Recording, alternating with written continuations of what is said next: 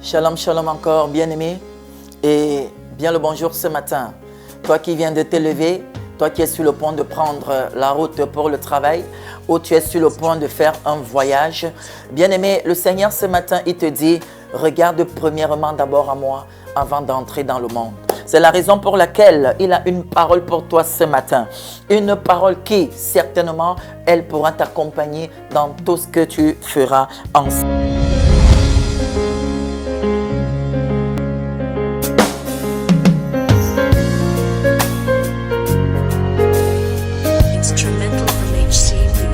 Ce nouveau jour. Bien-aimé, ce matin donc, le Seigneur voudrait te parler de quelque chose de assez spécial, assez particulier. Peut-être tu n'as pas encore véritablement eu des informations sur cette chose. Peut-être encore tu en as entendu parler, mais ce matin, il veut te parler clairement. Et nous allons pour cela entrer dans le livre de Galates. Nous allons lire le chapitre 5, particulièrement le verset 22. Alors, si tu es à la page, je vais le lire ici au nom de Jésus. Au contraire, voici ce que l'Esprit Saint produit. Amour, joie, paix, patience, bonté, service, confiance dans les autres, douceur, maîtrise de soi. Alors, bien-aimé, qu'est-ce que ce passage ce matin, il veut te dire? En fait, ce que tu dois retenir ce matin, c'est que nous sommes en train de parler du caractère. Nous sommes en train de parler du caractère.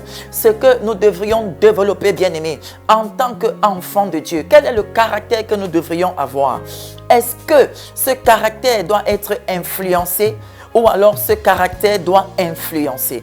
Alors ce matin, bien-aimés, le Seigneur veut bien t'amener à comprendre la raison du caractère que tu dois avoir pour non seulement influencer où tu te trouves, mais influencer jusqu'à son retour. Alléluia. Alors ce matin, nous allons commencer par une introduction. Qu'est-ce que nous pouvons dire, bien-aimés? Le monde a besoin d'hommes. Tu es homme, je suis homme.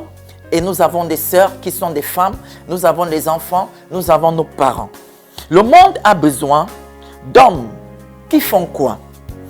Qui ne peuvent pas être achetés, qui ont une parole d'honneur, qui mettent le caractère au-dessus de la richesse, qui possèdent des opinions et une forte volonté, qui sont plus grands que leur vocation, qui n'hésitent pas à prendre des risques, qui ne feront pas de compromis avec le mal, qui n'ont pas d'ambition, confinés à leurs propres désirs égoïstes, qui ne diront pas qu'ils le font parce que tout le monde le fait, qui sont sincères vis-à-vis de leurs amis, dans la joie comme dans la tristesse, dans l'adversité aussi bien que dans la prospérité.